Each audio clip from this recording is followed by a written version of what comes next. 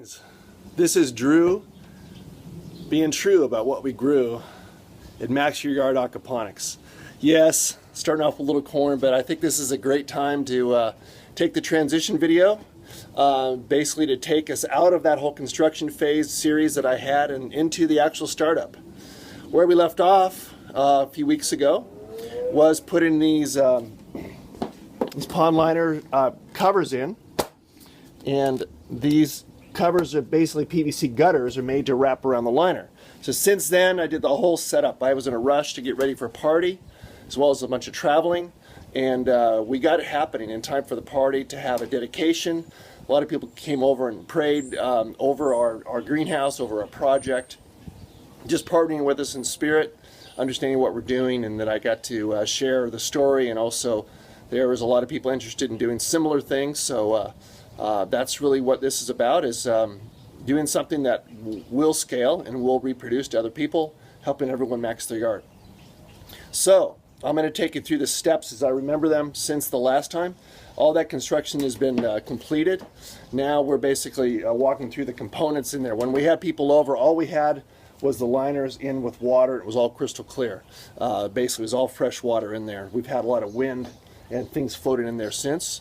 But anyway, got a liner in there. It's all underneath this. You can see it. It goes all the way up there. And the other side goes underneath my PVC pieces right about to there. Hardly any bits of wood showing, but it's well below the water line, or above the water line I should say, so there's no issues with water getting up and going around there. Big splash. So all this liner's in there, 28 feet long here, and about 30 feet on this side. And so I got that liner going on and the whole water train going on. I'll go back to the water train side. Hey, Cha-Cha. The liner's up along here. Got these pipes that basically take the water as it's coming through and going around. So this is the side where the water comes in at. I put in some air as well. Just one little pump just to get some air started. We'll get to the rafts in a minute. And simple air stones. I like to put it right by the pipe so that more of the bubbles will kind of travel through to the other side. Basically, the more air is trapped in any kind of piece, the more it has exposure to the water. Small matter, but you know, still helpful. Also, putting them underneath the raft is good because then obviously the water is trapped under that. And all these float as a unit. Then the air is going to, be under that raft, between the water and the raft, and then find its way to the edges. So I got some ideas around that as well. So here it comes out the other side. See some guppies in there. I don't know if you can see those guys. Got 20 feeder guppies for $2 at the store to help eat the mosquito larvae, and just to at least introduce it to the idea of getting some ammonia in there from that part of the equation. Comes along. All the way over here to where we pump it back. Right now I'm redoing the pump. I'm going to set that up in a minute to show you a little bit of the routing. Kind of my short circuit routing I'm doing temporarily until I fill up the fish tank again with some more water. So that's what we had going. We also put in our big media beds. That's the next step. So this is where the water comes in from the fish tank, and I'll get into the plants in a minute, but I needed to make my media beds be above the water, have enough clearance under the water, but not also to make sure they were not too high up, because I didn't want to pump the water up higher. I'm gravity feeding the water back from the fish tank, so I wanted to get that right. So over here you can see I have metal brackets holding the wood, and this is the wood. The top of these wood supports are basically flush with the top of my sidewalls on both sides. You can see the metal brackets going into under the PVC there, so it's all pretty well hidden. All this stuff is all together, and that worked out really, really well, that whole piece of the puzzle. And right when we were having the party, I'd set up some of my basic draining ideas. Got this stuff called Planet. It's a hydrogen. Comes in these bags right here. Good stuff. We bulk purchase it with some other people in the community. You can get a lot better deal. That's what I did. Worked out really well. So I got that in these buckets, about 5 in each, so it's 10 bags. It's about $20, $200 basically is my investment in that. That was one of the more expensive things of the whole deal. I think I've talked a little bit about the IBC tote and cutting that down to size. That's all been done. I'm not going to get into IBC tote cutting. That's all over the internet. But basically, from that, the water coming in will come up through this pipe that has all the blue paint on it right now. It's just a temporary change of routing right now. It goes into those pipes across there, dumps into the water trays. Okay, so we're going to hook that up in a minute. I'm going to make this a little longer of a video to walk through that. But in here, you can take it in here. Underneath this, it's hydrogen. This pipe comes in, goes down to the bottom, and then goes across with a bunch of holes cut in it, like basically a little circular saw, little notches, so that water can come in from the very bottom of the pond, rises up to this level, and then when it comes down here, it's going to start to auto siphon. A lot of people will tell you that bell siphons are the way to go. Hey, little fish. To make an auto siphon work, but I've made an auto siphon work without a bell. That's been proven out to work. As long as you have a good ramp and you have the right reduction in the right places, it will auto siphon. We'll see if 6 months from now it's still working as good as it is now, but it worked out well. So that's how that runs. So picture this going in right in about the middle, elbow down, and then across, almost 3/4 of the way across with notches cut in it at the bottom of the water level. So it'll siphon out and pretty much drain to mostly the bottom. When it drains out, it'll drain to about to this spot. That'll work. So if for some plants need to root down all the way and they want to have some part of the root all the way in the water, they'll have an opportunity. When the water, otherwise the water's going to flood in, raise the top, siphon out, boom, boom, boom, boom, and just auto ebb and flow. It's like you're supposed to do it. So just water's coming in the constant flow when the pump's on and drains out on an auto siphon basic natural system. So we went last week to Clint's place. He's got a great farm out in near College Station, Texas, and kids like to put these in here. And we got some worms from him. It was fantastic. So this is there's a lot of composty stuff in here, but we got 2 buckets of worms from Clint. That all of his stuff is in this pink gravel. That's why you see some pink gravel mixed in. We put that, it's going to find its way to the bottom. It's heavier than the clay as time goes by and we mix things around. And we've been putting in watermelon rinds, eggshells. This is the eggshells from our chickens. I've been grinding up in there. It's going to provide calcium. We'll put other food waste in here, but we'll be careful, not just anything and everything. We'll get good at it. That's going to help nourish the system. Cycle out all our minerals, cycle out everything we can to reuse what we can. And his stuff has so many worms in it. You can see one of them crawling right here on this watermelon rind. And there's other few big ones I saw just a minute ago that are on this rind. There's one right there. Yeah, trust me, they're in there. Maybe you can see that one. Right now it's a little dry as I'm not cycling for the last, cycling water for the last little while. So they're all crawling back to the bottom where they're happier. But if I expose some of this watermelon rind, you'll probably see some fresh ones. Let's just take a minute to do that and then move on.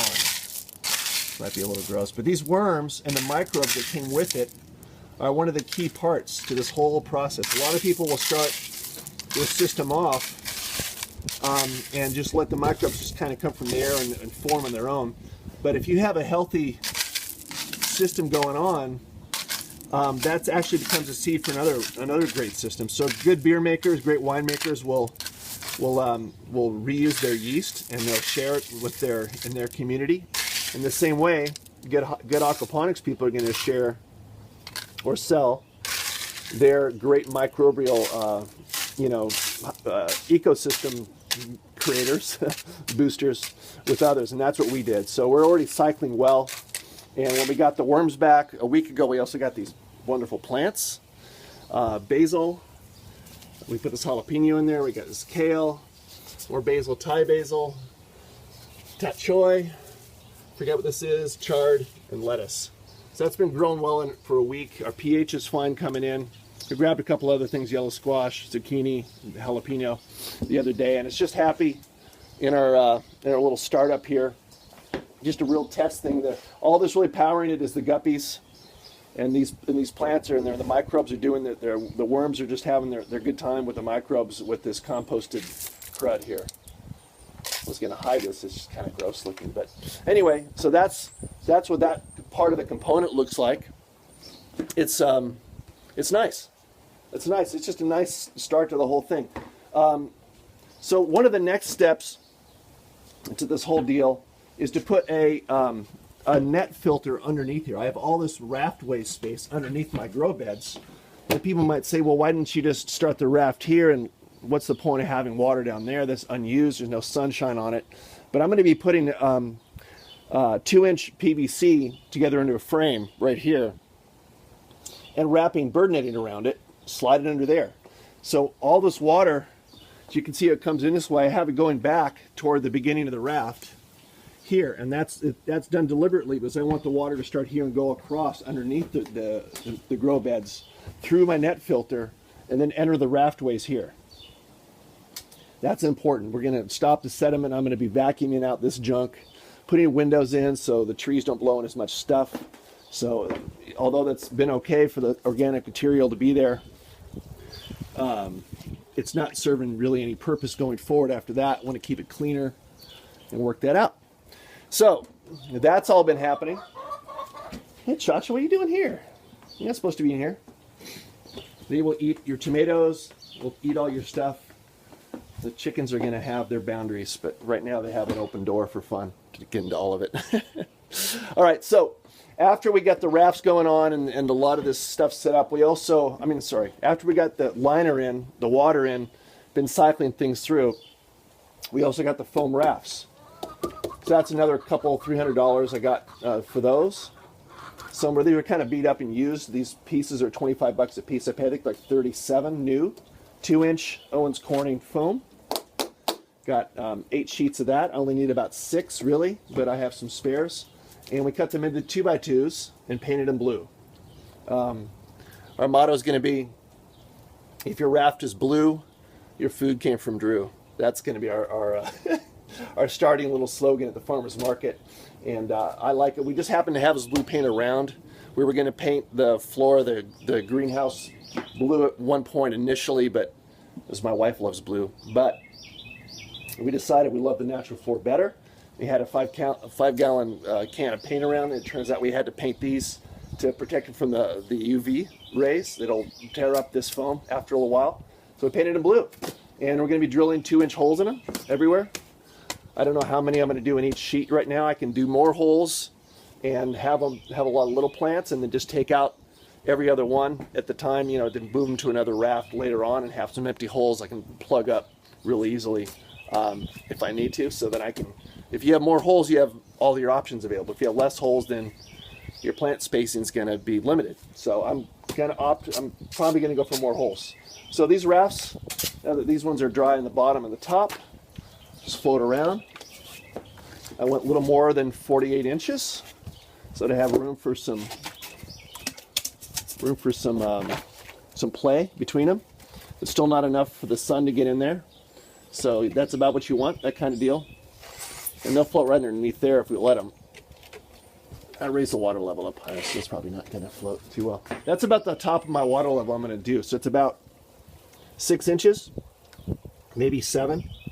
Right there, my 9-inch span, measuring that height. So some people say a foot deep. That's just people rounding up. If you're like 4 to 6 inches, you have room for the roots. You have water circulating. That's all you need. Okay, so that's it for the rafts. They're going to all be dressed up. We'll probably drill holes later today. And then I'll finish up with setting up this pump to pump it back to where it was. Okay. So yeah, I got the pump set up. Took 2 hands to do that. Gonna take a little break. This pump right here puts out 1,000 liters an hour, 396 gallons. My fish tank is 250 gallons. So it only needs to replace it once an hour. So I get more pump than I need, which is good because since it's pumping, there's some lift involved. It reduces the amount of actual output that it gives. So normally it goes into this pipe here, which routes it to the fish tank. For now, I have it bypassed to this hose, and there's a timer involved. We'll get into it in a minute. Boop, ba-da-ba-dum. It goes right into there. And you can see water flowing nicely into the 2 media grow beds. And they're flooding right now. So we're about to do a siphon startup. See, once they're flooded, these beads practically float. They're just really, really light and buoyant. So it's good for putting plants into, for burying all your yucky stuff like I had dug up earlier. And to make it work, 1 second, I'll just fit this together. Basically connect these again, and that'll cause my siphon to start up into here. And that one's about to start. It's auto siphoning. This one already started the auto siphon. It just filled up and drained. I'll kill this one. This is the easy one to adjust. It just flooded up, so the water level's really high. The good thing is when water level's high and you get plants, that's when you can adjust them. And you want, I think this is about the right depth. For these that I brought in that I haven't transplanted yet, they're still in their starter pots, they're like that. This might be a little too slushy here, but it's not a problem. It's right at that spot where it's probably up too high. I let it get too high, and it's going to auto siphon. Now, since I'm messing with it, it may not feel like a proof positive the auto siphon works, but it does. One little trick I'm doing right now, though, to make the auto siphon work well, is that I put my pump on a timer temporarily. So basically, the pump's always on, except every 15 minutes or every 45 minutes, once per hour, it turns off for 15 minutes. That's because, starting off with this one, that instead of the siphon actually dying at the end, it would just suck in a little bit of air at a time, suck the air all the way down the tube. And so it would just kind of be muddling around on the bottom. So when the pump turned off, having it turn off every hour or periodically allowed it to completely die. And then when it goes back on, it goes. So it'd be kind of nice that only once an hour it would flood and drain, and that in between it'd be somewhere in the middle with a constant flow to it. I don't think there's anything wrong with that at all. So some people go, well, if I'm constantly flowing with all this, then how will I, get a nice ebb and flow, and if I don't want too often? So you can independently have an ebb and flow pattern design based on timers, while at the same time allowing continuous flow to happen. So you don't have to think in either or terms. You can engineer a way to make it work. So you'll figure it out a way on your own. I have this cap around just for helping me out with little bits, but I wanted to just show you guys the bigger picture of the greenhouse. I cleaned it up a little bit. I got that cool weather vane for my birthday. And to sweep off the roof, all this junk falls down from the pecan trees. It's just gnarly, just everywhere. Little Twizzlers. Can't stand them, but that's what made my water all green and gross. But this is the overall greenhouse. And then we got our new little baby chicks. Say hi, guys. Phyllis has some funny hair. She's a Polish chicken. She's going to have a big hairstyle, so we're calling her Phyllis Diller. The other two we're still getting a name. The other chickens are just hanging out, getting their mealworm and corn treats. But this is Drew being true about what we grew and helping you max your yard with MaxYourYard Aquaponics. Have a wonderful, blessed weekend in May. God bless you.